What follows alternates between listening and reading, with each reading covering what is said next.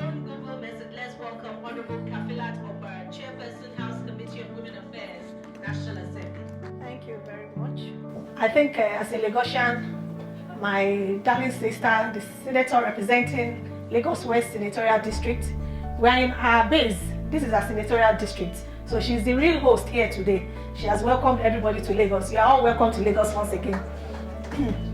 Your Excellency, honorable colleagues in the National Assembly, the senator representing Lagos West Senatorial District, Senator Idiat Adebule, honorable members here present, especially my members of the Committee on Women Affairs and Social Development, Honorable Akoni, Honorable Ambarura, Honorable Usman Bindara. These three men are the three men nominated from the Women Affairs Committee.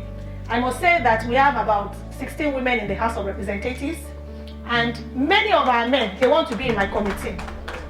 Initially, when the committee was constituted, I had a mixture of women and men, and then later, the speaker said, look, this is Women Affairs Committee. Let them put all the women, remove the men.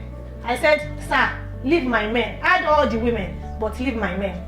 I said this because these are men have been very, very active in issues that has to do with women, and they are always ready to support all our programs, irrespective of how far the distance is. They are always eager to come. If we had more slots, I'm sure all the men would have been here this morning. Thank you very much for being here. So I also want to greet all our parliamentarians from Malawi, Kenya, Ghana, and the ECOWAS Parliament. Honorable Gimba is here. She's also a member of the committee. She just spoke. Honorable Blessing Amadi, who is a member of the Women Parliament. She's also here. So I welcome all of you. Thank you very much. The Speaker, Right Honorable Speaker of the Lagos State House of Assembly, Right Honorable Mudashiru Obasa, ably represented by Honorable Lukman Saad Olumo. I recognize all other House of Assembly members here present. My sister, the Chairman, House Committee on Women Affairs and Poverty Alleviation, and of course, my darling brother, Honorable Desmond Elliott. I greet you too. And then the Commissioner, she has left. All other protocol duly extended. The Director General needs Professor Abubakar Suleiman. I want to stand on all existing protocol. So it is my privilege to stand before you today to address a critical issue that requires our immediate attention and action: the establishment of Women Caucus in the National Assembly, and of course all our houses of assemblies in Nigeria as well. I want to first of all say that it is only when we have women elected that we can speak about caucuses. And I've told most of our development partners that try to partner with us that whatever events you want to partner with us with, whatever program you are trying to help us with, or whatever invitations you are sending across, whatever we are doing anywhere in Nigeria, we must, especially if it has to do with women, we must include our local participants. If you are doing anything for women in the National Assembly in Lagos, please try and invite our women in the houses of assembly or wherever you are doing it in Nigeria. And of course our councillors. I think we have some of our councillors here. Please stand up from the lower, from the local government. This is the legislative arm of the local government. It is people in the local, the states that will come to the National Assembly. And it's very important. Whatever we are saying here is not the number of people that are here that really matter. That really matters. It is what we are passing and the message that we are passing. So if they are here to benefit from it, it's an added advantage. It's not costing us anything extra. So I just want to pass this message to all other development partners that are here, that whatever you are doing in any state in Nigeria, please, it costs you nothing to include the local participants. Thank you very much. Yes, I want to say that it is an undeniable fact that women continue to face numerous challenges and barriers in our society. Despite the progress in many areas, gender inequality persists in various forms, including unequal access to education, employment, healthcare, and political representation. As lawmakers, it is our responsibility to address these disparities and work towards creating a more equitable and inclusive society. This caucus, if established, will serve as a platform for women legislators to come together, collaborate, and advocate for gender-responsive policies and laws. It will also provide a space for women to voice their concerns, share experiences, and propose solutions to address the unique needs and issues faced by women in our society. The establishment of Women Caucus in the Parliament is not just a symbolic gesture, but will also help to foster partnerships and alliances that can help amplify our efforts and create a more coordinated approach to advancing gender-responsive legislation. Then I want to say that I have always clamored that it is very important for us to start advocating that a single gender list for all our legislative offices must be eradicated across the whole country. If you are speaking about caucuses, for instance, in a lot of our states in the north, you can't even find one woman there. So how far can these caucuses go? Except I have started, let me put it that way. We are consulting and we are putting it together. And I need, the expertise of some of our development partners that are here. I still want to collaborate with, all of you if possible on this. We need to eradicate single gender list.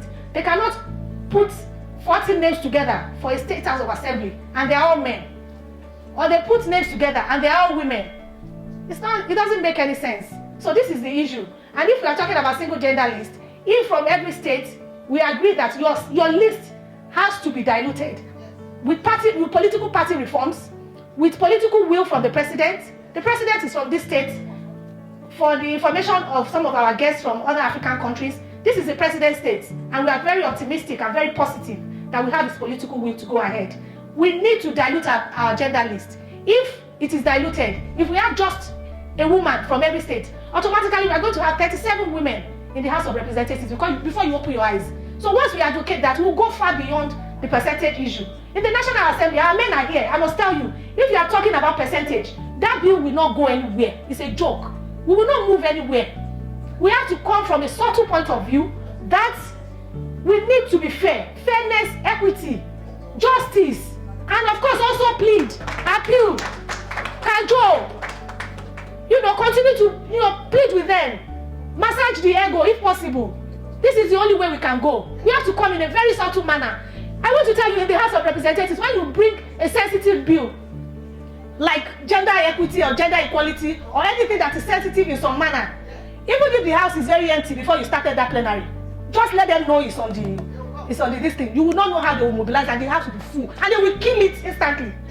So please, I need all your support as much as possible. We must come from a very subtle point of view, not being, aggressive, not being, that's that. And I also want to say, finally, my speech is very short and direct, and I just want the message to go down. I want to urge all of us to support this. I want to urge all of us to support this initiative wholeheartedly. Let us all come together across party lines, because we have different political parties. In the House of Representatives, for instance, we have a platform for all the women. Immediately I got elected, that was the first thing I did. Even before we were sworn in, I started looking for all the women. You're a woman, you're just, so yeah, give me your number. The women that are here can attest to that. I just formed that platform immediately. And I can tell you, when we have women program, the maximum I see is 2 women. I've never seen more than 2 women, any program. So the men are always there. So I want, even as women as well, it's not enough to sit here and say women. When we get elected, let us continue to be proactive on women issues. Let us be there for women issues. Let us respond. It doesn't matter if we are not going to gain anything from that trip. Even if we have to use our money to do what we need to do. It is only when we continue to do this advocacy that we can even sustain our own seats. I hope you get that. Thank you very much. Then, across party lines, I'm committed to creating a more inclusive legislative body where everyone has the opportunity to thrive regardless of their gender. Thank you and God bless. And before I close, I want to also say to our development partners, please, it's not just this fora, workshops and all that. We need you to support our women in parliament. We have issues, we have challenges in our constituencies. Most of the time, there are foreign trips, there are different things you want us to do. You will take hotels, you will buy tickets, this money you want to use for all these foreign affairs. Let me put it that way. We may not need up to half of even the money to address some of the issues we have in our constituencies. We have constituencies that the only problem that they need is just one borehole. Let us just give you these areas of concerns, address them. We don't need the money. We don't even need to know. Just go to that address, start the problems, let us know, and then we tell them that we facilitated this. These are areas where you can keep women in parliament. Thank you very much. Thank you so much, ma'am. Wow.